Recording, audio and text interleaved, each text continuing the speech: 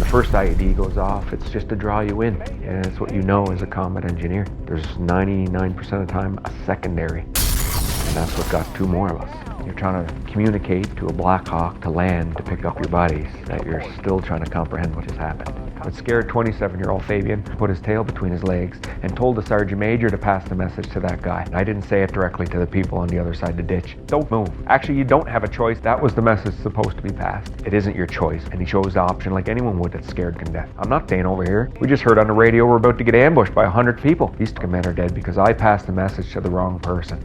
That was my fault. And when the sun comes up and you witness the hole and the vehicle and the mess and you finish your clearing, you don't got a lot of time to process that critical injury. I was fine until then, and my life got right fucked up from that point forward. I'm Sergeant Fabian Henry, retired combat engineer, 12 years of service, 6 deployments for Canada and the Canadian Armed Forces, and now I'm the founder and CEO of Veterans for Healing. So coming back in 2007, trying to be a dad and a husband and manage relationships was impossible. When I did ask for help, I got put on 9 SSRIs and benzos a day. I became lethargic. I washed my medication down with alcohol. That was the most destructive time in my life. The pills didn't work. Y'all lied to me. I almost died. I almost killed myself. I almost killed my whole family. The aha moment is when I got back from treatment and my neighbor said, "You need to smoke cannabis." And my whole tightness, I could not stop it from relaxing. To the point where I said, "Give me another joint, give me another one, another one." I smoked until I puked my guts up on the floor because my brain could not connect why I was told my whole life, bad, bad, bad, bad, bad. And this is yet the best feeling I've had in 3 years. This plant brought me back to my spirit, gave me enough time to slow down my brain and relax and think and start to figure out a different solution.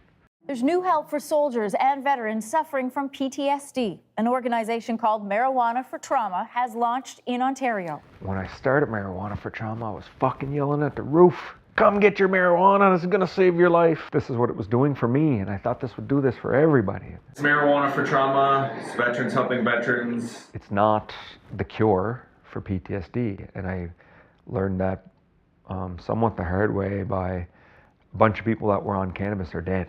They're not here. Suicide still caught up to them. And I thought that was going to save their life. You have to adjust your arcs and try other things. We put together the treatment team at Veterans for Healing. We have a pain specialist, a psychiatrist, a doctor, one who will prescribe cannabis, therapist to treat your mental health needs, an OT to navigate some of your homework, social worker to do intake for you. This has been all pioneering, trial and error. I got a grade 12 education with 12 years in the Canadian Forces, and everything I do is by trial and error. That's how I learn. Most time I get my ass handed to me and don't do that again. Trauma is the driving force of my guilt and why I got into this, looking for a solution to the leaky boat we're in.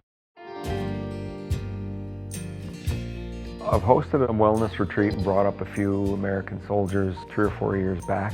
COVID slowed it down, but we're ready to provide another offering to explore psilocybin therapy. So we're going to pull together a group this summer and do an integrated medicine healing.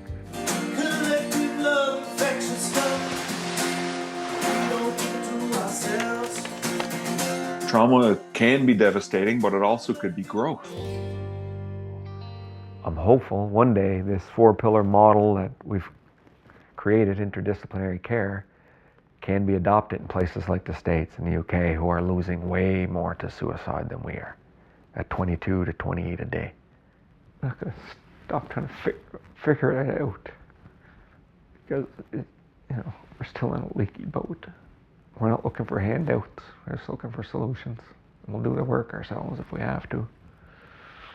But it's not okay the way things are operating, and until there's change, there's a lot of work to still do. Can you hear it? But do not fear it. The calling